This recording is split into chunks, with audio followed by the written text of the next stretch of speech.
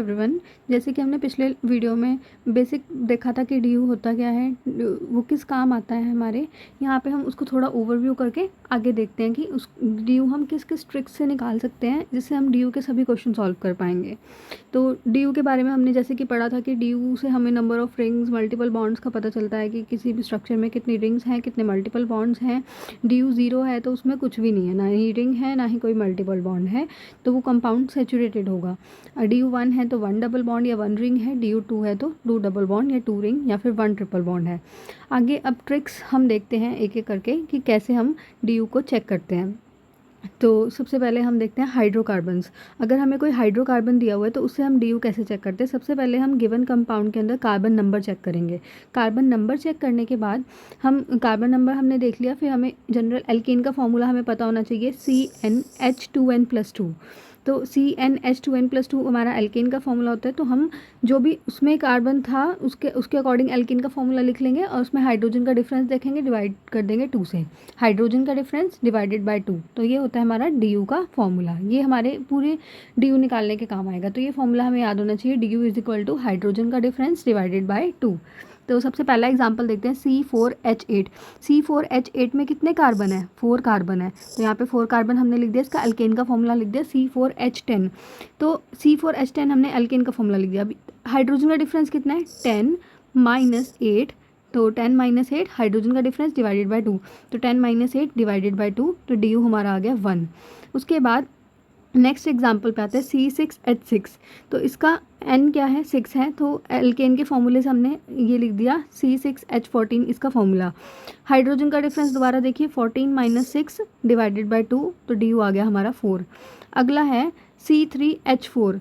तो C3H4 में N is equal to 3, तो एल्केन का फॉर्मूला हमने लिख लिया C3H8। दोबारा से हाइड्रोजन का डिफरेंस डिवाइडेड बाय 2। हाइड्रोजन का डिफरेंस क्या आएगा? 8 - 4 डिवाइडेड बाय 2। तो ये हमारा आ गया 2, आ गया इसका डी। उसके बाद आता है C60।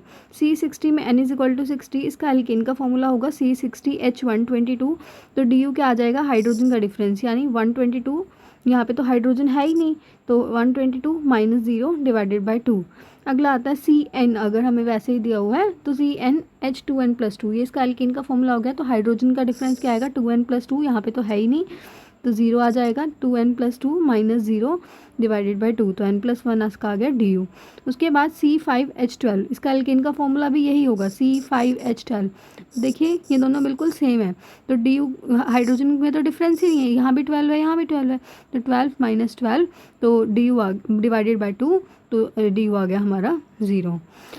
अगर हमें जैसे यहाँ पे तो हमें सिर्फ हाइड्रोकार्बन्स दिए हुए थे, यानी कि कंपाउंड में सिर्फ हाइड्रोजन और कार्बन थे।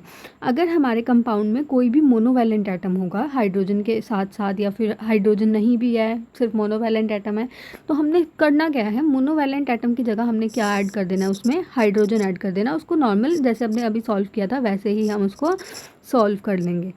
जैसे कि देखिए C6H6Cl6, तो इसको भी हम हाइड्रोजन मान के चलेंगे। तो C6H6 तो यहाँ पे है ही है, तो 6 और हाइड्रोजन ऐड कर दो, तो C6H12 हो गया।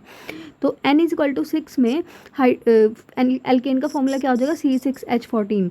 दोबारा हाइड्रोजन का difference divided by 2, 14 - 12 divided by 2 is equal to 1। तो यह हमारा आ गया डी। कितना आ गया? इसका 1 आ गया। नेक्स्ट एग्जाम्पल देखिए C4FClBrI। तो यहाँ पे इन चारों को भी हम हाइड्रोजन मान लेंगे क्योंकि चारों मोनोवैलेंट हैं। तो C4H4 आ गया। N इज इक्वल टू 4 के हिसाब से हमारा एल्केन का फॉर्मूला होगा C4H10।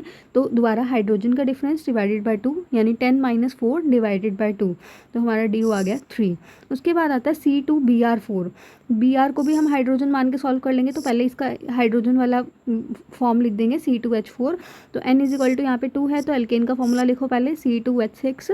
तो हाइड्रोजन का डिफरेंस डिवाइडेड बाय 2, हाइड्रोजन का डिफरेंस क्या है? 6 - 4, तो डिवाइडेड बाय 2, तो डी हमारा आ गया 1।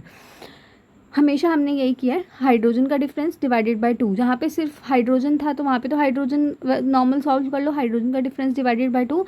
और जहाँ पे कोई मोनोवैलेंट एटम है उसको भी हम हाइड्रोजन मान के सॉल्व कर सकते हैं। अगला केस हमारा आता है बाईवैलेंट एटम्स का। बाईवैलेंट एटम्स में जस्ट इग्नोर देम, इग्नोर कर दो। तो ऐसे बिहेव करो जैसे ये है ही नहीं। तो यहाँ पे C3H6 लिखो, N=3 में एल्केन का फॉर्मूला लिखो पहले C3H8, दोबारा से हाइड्रोजन का डिफरेंस डिवाइडेड बाय 2, 8 - 6/2 = 1। तो DU हमारा आ गया 1। अगला एग्जाम्पल है CO2। CO2 में ऑक्सीजन 2 हैं, हम इसको इग्नोर करेंगे, जस्ट इग्नोर देम लिखा है ना, तो उसको इग्नोर करेंगे तो हमारा आ जाएगा C। तो N=1, तो यहाँ पे एल्केन का फॉर्मूला लिख देंगे CH4, हाइड्रोजन का डिफरेंस डिवाइडेड बाय 2, 4 - 0/2, तो DU हमारा आ गया 2।